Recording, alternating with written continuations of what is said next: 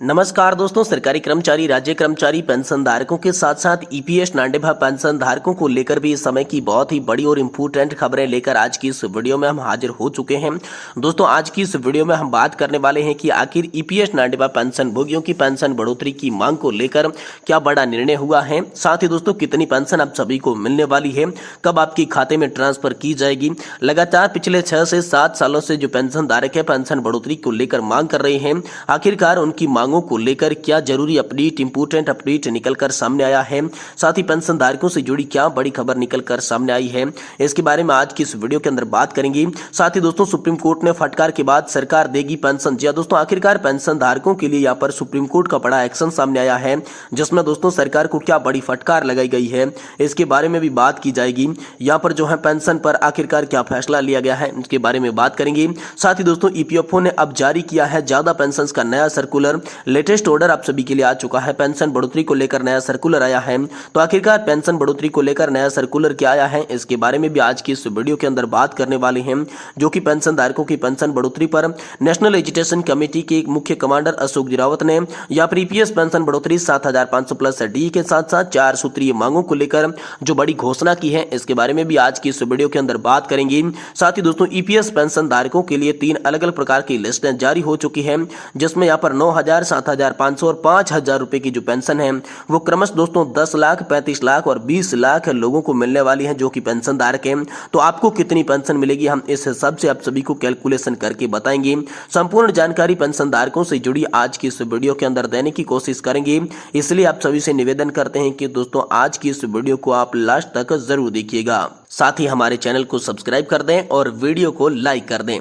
तो चलिए आज की इस वीडियो के अंदर खबरों का सिलसिला शुरू करते हैं। देखिए, सबसे पहले बात करते हैं सेवानिवृत्ति केंद्रीय कर्मचारी ईपीएस नांडेभा पेंशन धारकों की मांगों को लेकर एक बार फिर से पीएम मोदी से गुहार लगाई गई है, जिसमें दोस्तों मांग पत्र यहाँ पर सौंपा गया है, जिसमें लोकसभा सांसद ने यहाँ पर प्रधानमंत्री मोदी से भी आग्रह किया है, जिसमें दोस्तों समस्या का समाधान करने के लिए यहाँ पर पेंशन धारकों को लेकर राष्ट्रीय संघर्ष समिति कई वर्षों से जो संघर्ष कर रही थी, लेकिन उनको न्याय नहीं मिलता हालांकि प्रधानमंत्री नरेंद्र मोदी से गुहार लगाई है। पीएम मोदी ने यहां पर 2 बार मुलाकात में जो आश्वासन दिए थे, उस आश्वासनों के बाद भी समस्या का समाधान नहीं हुआ। तो संस्था की राष्ट्रीय अध्यक्ष कमांडर अशोक रावत ने एक बार फिर से यहां पर जो है प्रधानमंत्री नरेंद्र मोदी जी को बड़ा पत्र लिखा है, जिसमें दोस्तों ईपीएस नांडेभा पेंशन धारकों की मुख्य मांग है 7,000 रुपए मासिक पेंशन, महंगाई भत्ता तथा चिकित्सा सुविधा उपलब्ध करवाने तथा दिशा में कार्रवाई करने ताकि न्याय मिल सके। इसको लेकर बड़ा दोस्तों पत्र हाल फिलहाल में सौंप दिया गया है।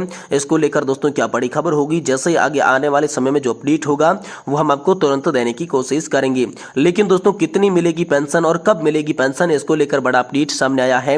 तो दोस्तों, आप सभी की जो पेंशन है इसके अंदर 5-10% की बढ़ती की गई है, लेकिन ईपीएस नांडेभा पेंशन धारकों की पेंशन के अंदर कोई भी वृद्धि आप सभी के लिए नहीं की गई है।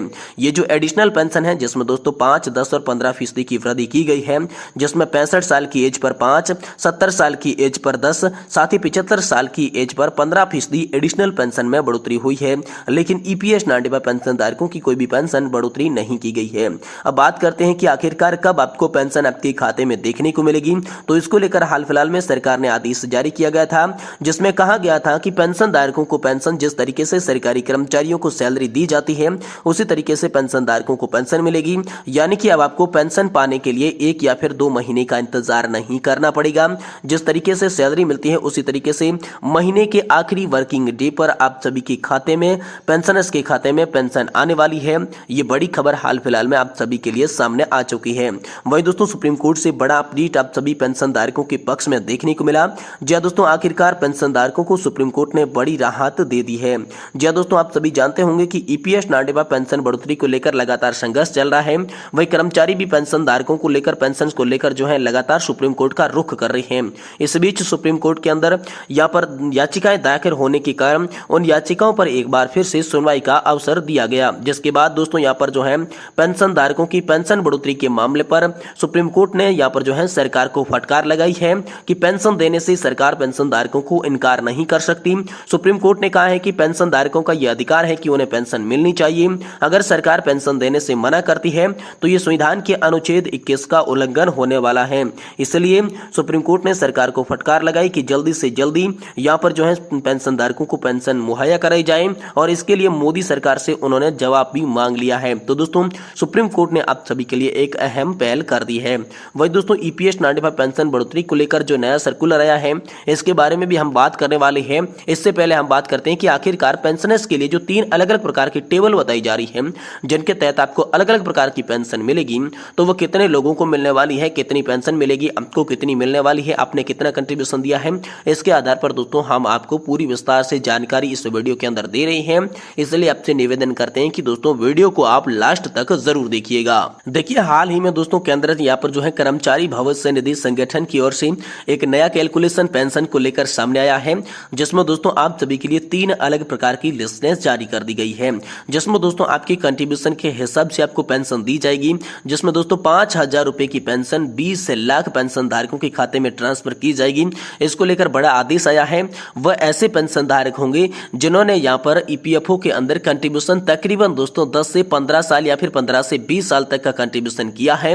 उनके खाते में दोस्तों अभी हाल फिलहाल में 5,000 रुपए न्यूनतम पेंशन ट्रांसफर की जाएगी और ये पेंशन जो है 20 लाख लोगों को मिलने वाली है। ऐसा दोस्तों पहली लिस्ट के अंदर यहाँ पर जो है वर्णन किया गया है। वहीं दोस्तों 7,500 की पेंशन को लेकर बड़ी खबर आ रही है कि जो भी कर्मचारी है, चाहे प्राइवेट सेक्टर में काम कर रहा हो चाहे सरकारी नौकरी कर रहा हो, जिन्होंने अपनी नौकरी के दौरान या काम के दौरान लगातार ईपीएफओ के अंदर 20 से 35 साल तक का कंट्रीब्यूशन दिया है, योगदान दिया है, 7,500 की लिमिट के आधार पर उन्हें पेंशन मिलेगी। और उन्होंने अगर 15,000 रुपए की सैलरी लिमिट के आधार पर योगदान दिया है तो ही दोस्तों उन्हें 7,500 की पेंशन मिलेगी।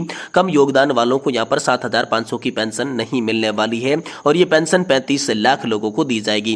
अंत में दोस्तों उन्होंने एक अलग प्रकार की लिस्ट जारी की गई है, जिसमें कहा गया कि जिन भी कर्मचारियों ने अपने कार्यकाल के दौरान 7,500 के अधिक पेंशन के हकदार वही होंगे जिन्होंने यहाँ पर जो है अपने कार्यकाल के दौरान 15,000 रुपए की सैलरी लिमिट से अधिक का योगदान किया है, यानी कि कंट्रीब्यूशन किया है। उन्हें यहाँ पर जो है पेंशन 9,000 रुपए तक देखने को मिलेगी। ये बड़ी खबर हाल फिलहाल में आप सभी के लिए सामने आई है। इसी बीच दोस्तों ईपीएस 95 पेंशन बढ़ोतरी पर बोले कमांडर अशोक जी रावत। ईपीएस 95 7,500 की मांग के साथ साथ 4 सूत्रीय मांगों पर भी मुख्य प्रकाश डाला है।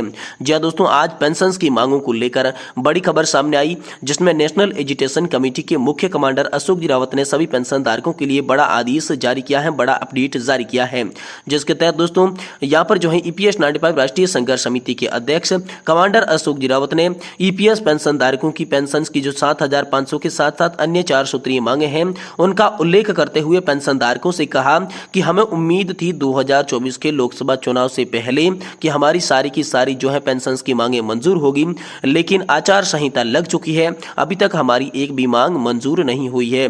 इसलिए पेंशन धारकों से उन्होंने आग्रह किया कि 2024 का ये जो लोकसभा चुनाव आ रहा है इसमें पेंशन धारकों को असली ताकत दिखानी होगी। जी दोस्तों कमांडर अशोक जी रावत के द्वारा ये बड़ा अपडेट हाल फिलहाल में आप सभी के लिए जारी किया हुआ है। इसी के साथ दोस्तों ईपीएफओ ने यहाँ पर आप सभी के लिए नया सर्कुलर जारी किया है। नई टेबल आप सभी के लिए जारी कर दी जा चुकी है, जिसमें दोस्तों 15,000 रुपए की सैलरी लिमिट के आधार पर आपको कितनी पेंशन मिलेगी, आपने कितना कंट्रीब्यूशन किया है वह भी दर्शा दिया गया है। साथ ही अगर आपने 15,000 रुपए की सैलरी लिमिट के अधिक का योगदान किया है, मान लीजिए आपकी सैलरी 25,000, 20,000 या फिर 50,000 रुपए की है, तो आपने उस सैलरी के हिसाब से कंट्रीब्यूशन किया है तो आपको कितनी पेंशन मिलेगी, ये भी दोस्तों नई टेबल के साथ आप सभी को बता दिया जा चुका है। तो दोस्तों नई टेबल हाल फिलहाल में आप सभी के लिए जारी हुई है, लेकिन आधिकारिक तौर पर इस टेबल को अभी तक लागू नहीं किया गया है। आचार संहिता हटने और चुनाव के परिणाम आने के बाद ही आप सभी के लिए टेबल लागू हो सकती है। इस प्रकार का अपडेट हाल फिलहाल में कर्मचारी भविष्य निधि संगठन यानी कि ईपीएफओ के द्वारा आप सभी पेंशन धारकों के लिए जारी किया गया है।